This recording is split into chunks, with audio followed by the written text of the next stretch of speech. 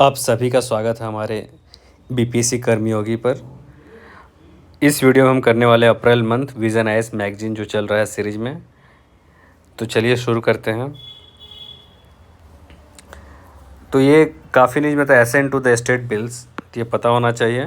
Supreme court recently in the state of Tamil Nadu governor of Tamil Nadu issue direction to ensure the timely approval of the bill pass by the state legislature. तो उसी के regarding एक article आपको पता होना चाहिए। Under Article 168 of the Constitution, the government is part of the state legislature, though not member of its houses. For a bill to become a law, it must either get the governor's assent or, if reserved, the president assent. तो article 168 ये बोलता है। उसी तरह article 213 213 ये ordinance के लिए, state legislative assembly के लिए। आर्टिकल 142 देखते हैं। Article 142 of the constitution it empowers the Supreme Court to pass a decree/order necessary for doing complete justice। कुछ देख लेते हैं। आर्टिकल 200 काफ़ी इंपॉर्टेंट है regarding the ascent of bill.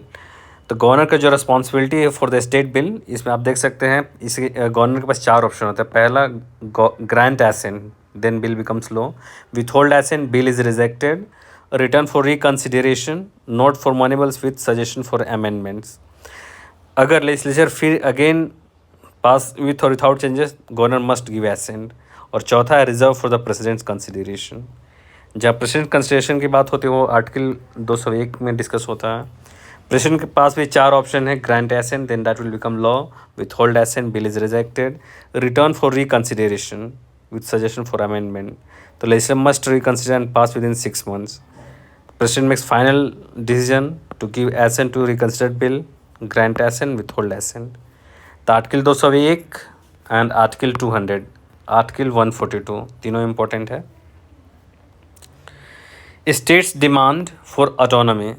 Tamil Nadu government has formed high level committee under the chairmanship of supreme court जज justice Kurian Joseph.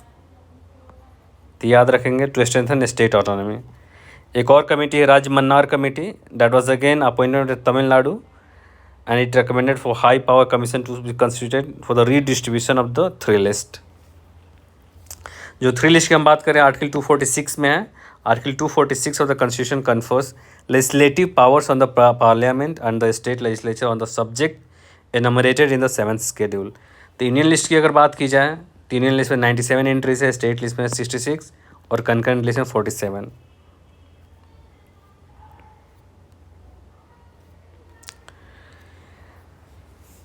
अब देखिए Indian federalism के लिए कुछ इंपॉर्टेंट्स आर्टिकल हैं। आर्टिकल 248 में क्या बोलता है, residuary powers rest with parliament. Article 242 किसके लिए, residuary power. Article 249 laws on state subject for national interest. Article 250 centre can legislate during emergencies. जितने भी स्टेट लिस्ट है during emergency centre can legislate on that topic. Article 252 में laws for state with their consent, laws for state with their consent। Article 253 international treaties override state powers। Article 254 union law prevails in case of conflict। और article 256 257 और 365 it can centre can direct states and enforce through presidents rule. देखिए constitutional 42nd amendment act से 5 subject को हमने transfer किया था concurrent list में है, ठीक है। वो कौन कौन से थे, पहला एजुकेशन, दूसरा फॉरेस्ट, तीसरा वेट्स एंड मेजर्स, चौथा protection of wild animals and birds, पांचवा एडमिनिस्ट्रेशन ऑफ जस्टिस। तो ये 5 याद रखेंगे।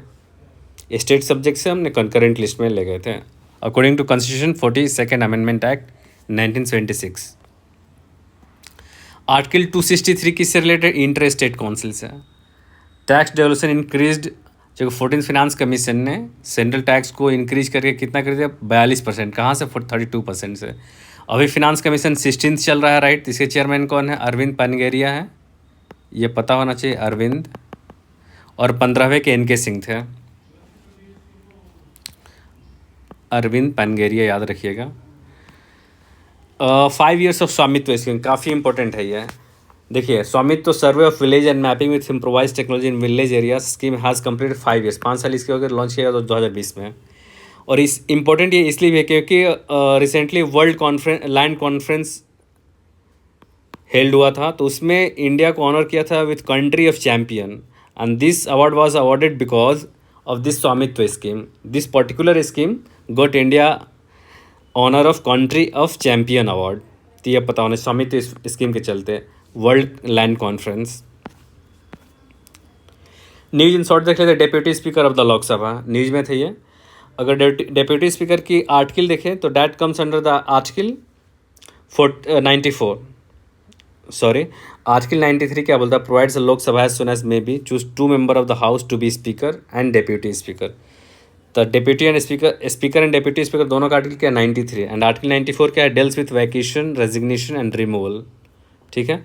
अगर हिस्टोरिकल कंटेक्स्ट में देखा जाए तो Sachchidananda Sinha first held this office in the central legislative assembly. ठीक है.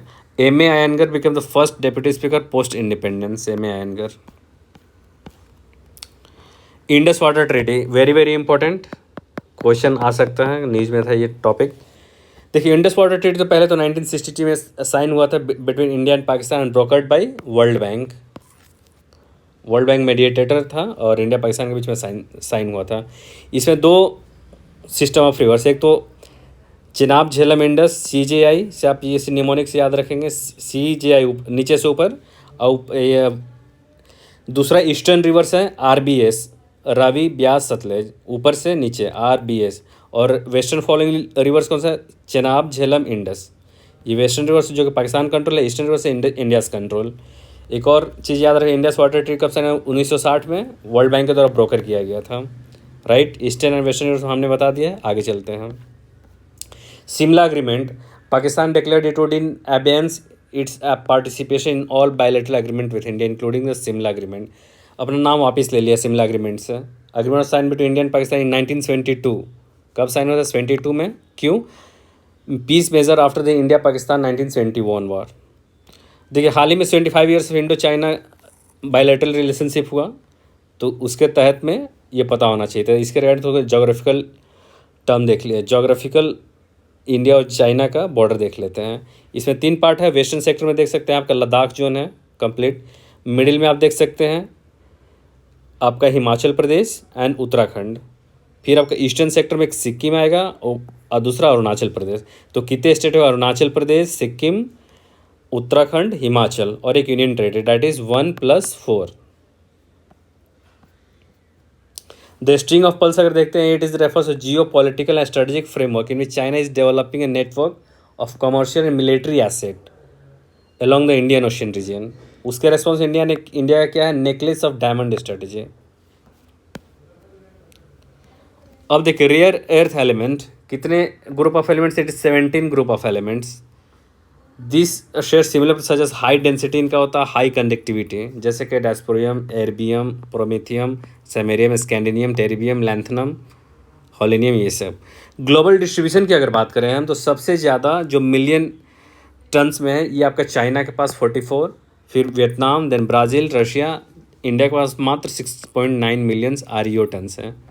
Leading country share of global mines production देखा जाए तो चाइना 61%. वे ह्यूज, एक तरफा है, मतलब एक तरह से चाइना का 61% होल्ड करता है mining production of rare earth oxides. क्या है? Rare earth oxides. India and Saudi Arabia relation आप देख सकते हैं कि इसके अगर वेस्ट में देखा तो रेड सी है, तो रेड सी के आसपास कंट्री कौन सा है? आप इजिप्ट देख सकते हैं, देन सूडान देख सकते हैं, इरिट्रिया देख सकते हैं, येमेन देख सकते हैं, Saudi Arabia, then Jordan, Israel.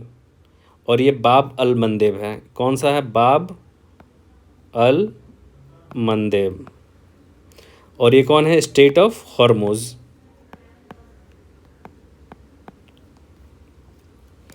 Six BIMSTEC summit कहाँ हुआ था? बैंकॉक, थाईलैंड में हुआ था. ये पता होना चाहिए. सर क्रीक न्यूज में था. इस 96 kilometre long disputed tidal estuary है ये. It extends in Arabian Sea and रफली divides the Sindh province of Pakistan from the Kutch region of Gujarat. Heard and McDonald island, ये इंपॉर्टेंट है. हर्ड एंड मैकडोनल्ड आइलैंड किसका है? Administered by Australia. Uninhabited sub Antarctic island है. और यहाँ पे April two liberation day president of America ने डिक्लेयर किया। किस डेट को? April two liberation day, declaring it one of the most important days in American history. और ये दोनों Heard and McDonald island UNESCO world heritage sites हैं। ठीक है। मोराग एक्सिस बहुत इंपॉर्टेंट है, वीवीआई आप लगाएंगे, ये पूछ सकता है। देखिए, Morag axis Israel's completed the takeover of new security corridor known as Morag axis. आप यहाँ देख सकते हैं मोराग ये है ना, और ये राफा है क्रॉसिंग। ओके, देखिए फिलाडेल्फिया कॉरिडोर यहीं से रिलेटेड है, Philadelphi corridor.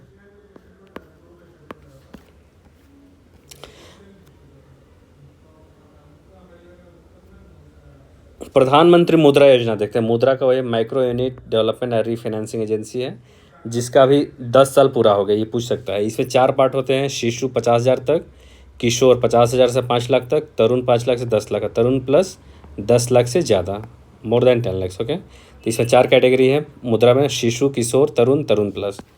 1 state 1 RRB। Recently, Department of Finance Service notified amalgamation 26 regional rural bank on the principle of 1 state 1 RRB.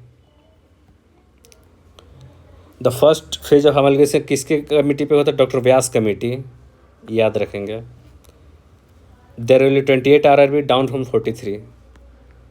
Data में देखा जाए तो स्टेटस ऑफ RRB क्या है हमारे? 92% branches rural semi urban areas में है, 22,000 ब्रांचेस 700 डिस्ट्रिक्ट में, 6.6 लाख करोड़ डिपॉजिट्स है, 3 करोड़ अकाउंट है। IMF का एक रिपोर्ट है, global financial stability report. According to this report, global geopolitical risk remain elevated. जो रिस्क है, जियोपॉलिटिकल रिस्क, ये एलिवेटेड रहेगा। ये किसका है रिपोर्ट? तो IMF का, global financial stability report. Global trade outlook and statistics, ये किसका? वर्ल्ड ट्रेड ऑर्गेनाइजेशन का। हाल ही में यूएसए ने भी अपना नाम वापस ले लिया यूएसए WTO से। इसका कौन सा रिपोर्ट है? Global trade outlook and statistic 2025। और world merchandise trade likely to fall by 0.2% in 2025। Even CTAD release technology and innovation report. किसका है? Technology and innovation report, even CTAD, united nation centre for trade and development. Okay, globally AI is expected to reach $4.8 trillion in market value by 2033। India का क्या findings है इसमें? Readiness for frontier technologies index, जो का even CTAD का है, India was rank 36। Cape Town convention and protocol. Rajya Sabha pass the protection of interest in aircraft objects bill 2025, aiming to align it as per Cape Town convention. ये किस चीज़ के लिए convention है? Convention on international interest in mobile equipment and protocol on matters specific to aircraft equipment. ये पता होना चाहिए केप टाउन कन्वेंशन किससे है? Mobile equipment and matters specific to aircraft. Nano sulphur देख लेते हैं। TERI scientist has developed nano sulphur which reportedly increased mustard yield by 30 to 44